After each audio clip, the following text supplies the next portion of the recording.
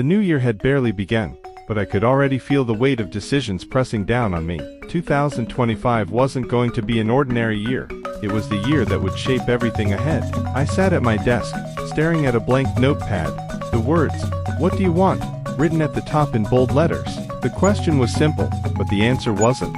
First on the list, my career. A week ago, I received an unexpected job offer from a tech startup that promised exciting work, high pay, and endless possibilities. The problem, it meant uprooting my life and moving across the country. Did I really want to leave everything behind? My apartment, my city, my friends. My current job was stable, but it felt stagnant. Was I willing to risk security for opportunity? I flipped to a fresh page and wrote down 2 columns, stay versus goal. Under stay, I wrote stability, comfort, familiar faces. Under go, adventure, growth, challenge. The decision gnawed at me. Then, there was my personal life. For years, I had been navigating life solo, focused on career goals and personal projects. But now, I was beginning to wonder if that was enough. A few months ago, I reconnected with an old friend, Sarah. We'd been close in college, lost touch, and then suddenly, as if the universe had decided we needed another chance, we ran into each other at a bookstore. We had coffee, then dinner,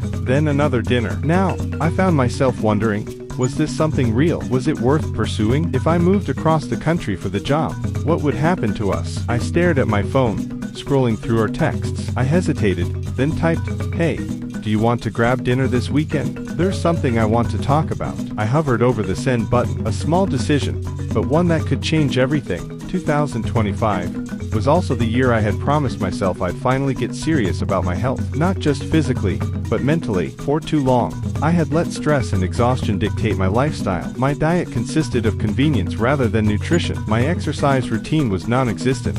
I wrote down a simple goal: take care of yourself. Small choices each day, going for a walk instead of sitting all afternoon, cooking instead of ordering takeout, reading instead of scrolling endlessly. They weren't huge decisions, but I knew they would shape my future just as much as the bigger ones. Beyond my personal dilemmas, 2025 felt like a year of uncertainty on a global scale. Technology was evolving at an overwhelming pace. AI was changing everything, from how people worked to how they created. Climate concerns were getting worse. Elections around the world promised massive shifts in leadership and policy. In the midst of it all, I wondered, how much control did I really have over my future? That night, after hours of thinking, I did something I hadn't done in a long time. I took a deep breath, shut my notebook, and told myself, you don't need to have all the answers tonight. Some decisions needed more time.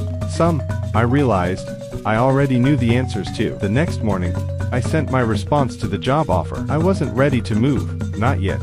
I texted Sarah, asking if she wanted to meet, and I went for a run. The first of many. 2025 would be a year of choices, but for now, I had taken the first steps, and that was enough.